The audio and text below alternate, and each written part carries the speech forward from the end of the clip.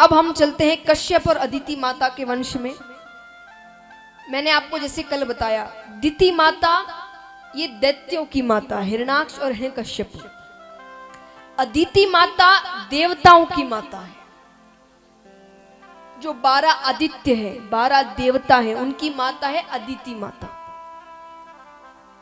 तो उनके 12 आदित्य हैं, उनमें से एक 12 आदित्यों में तवष्ठा ऋषि है।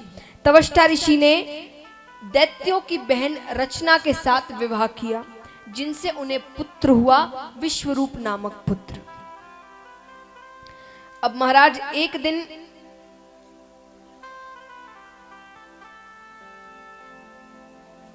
इंद्रलोक में एक सभा का आयोजन हुआ। सभा में सभी देवी देवता पधारे, अप्सराएं नृत्य कर रही थी। उसी सभा में देवताओं के गुरु बृहस्पति जी महाराज वहां आते हैं। अब गुरु आ जाए तो शिष्य का क्या काम है, बताइए। अगर गुरु पधार जाए घर पर तो शिष्य का क्या काम है, सेवा करना। बृहस्पति जी का आना होता है, इंद्र तो उस नृत्य में मगन है, अपने इंद्र आसन पर मगन है, अहंकार है उनमें। ये देखकर गुरु नाराज होकर चले जाते हैं। अब गुरु विहीन हो गए देवता। देखिए महाराज, बहुत कम ही ऐसे होते हैं जिन्हें अगर धन दौलत पद प्रतिष्ठा मिल जाए तो उनकी बुद्धि भ्रष्ट नहीं होती। बहुत कम ऐसे होते हैं, वरना अगर ये ऐसी चीज है, ये किसी को मिल जाए ना, अहंकार आना स्वाभाविक है। एक जगह मैंने सुना था, बड़ी अच्छी बात है कि खुदा जब हुस्न देता है तो नजाकत आ ही जाती है।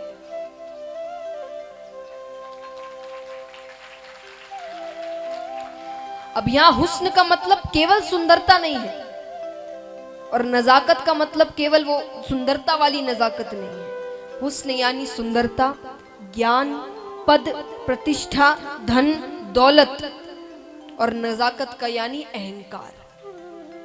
तो खुदा जब हुस्न देता है तो नजाकत आ ही जाती है। ये चीजें अगर वो दे दे तो अहंकार आना स्वाभाविक है।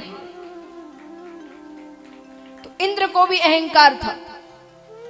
और हम इंद्र की बात करें, अपनी बात करें, हम तो बहुत छोटे हैं। भगवान को देखिए आप,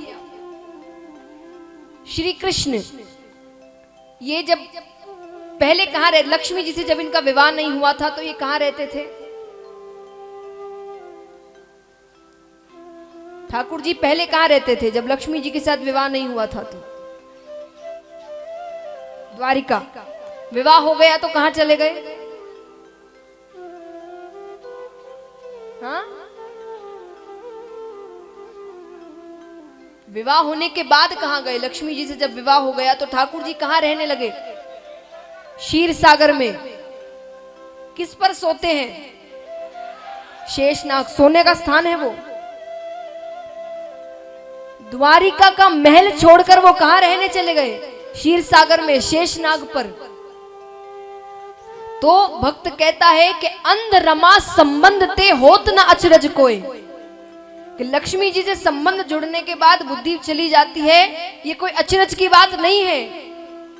तो अंध रमा संबंध ते होत न अचरज कोई, कमल नयन नारायण हूं रहे सर्प पे सोए।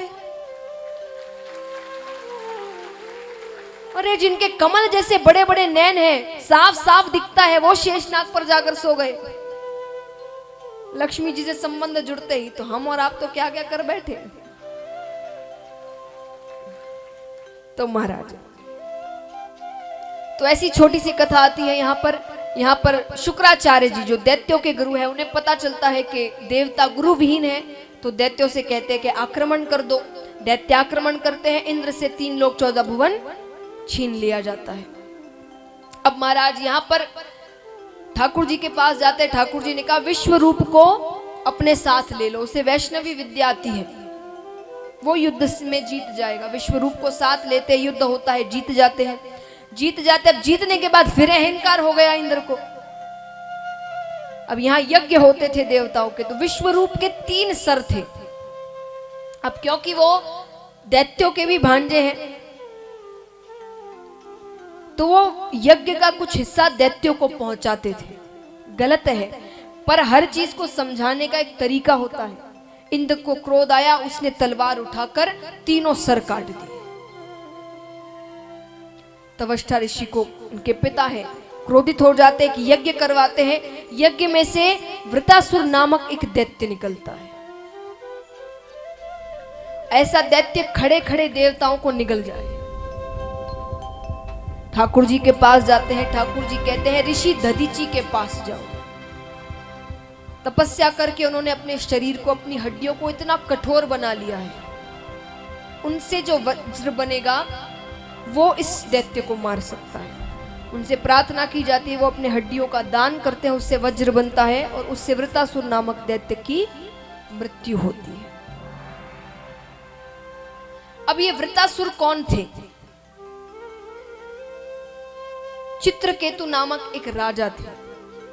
उन्होंने ठाकुर जी की तपस्या करी। ठाकुर जी ने उन्हें अपना विमान दिया कि इस विमान पर बैठकर तुम कहीं भी जा सकते हो। कुछ दिनों बाद वो सोचे कि अब ठाकुर जी ने तोहफा दिया है तो उसका इस्तेमाल भी किया जाए। विमान पे जाके पहले ब्रह्मलोक जाते हैं। वहां कुछ लोग बैठे थे, रचना के कार्य हो रहे हैं, व्यस्त हैं। कैलाश पर्वत पहुंचते हैं तो वहां पर कई ऋषिगण बैठे हैं। महादेव जी बैठे, पार्वती माता बैठी है।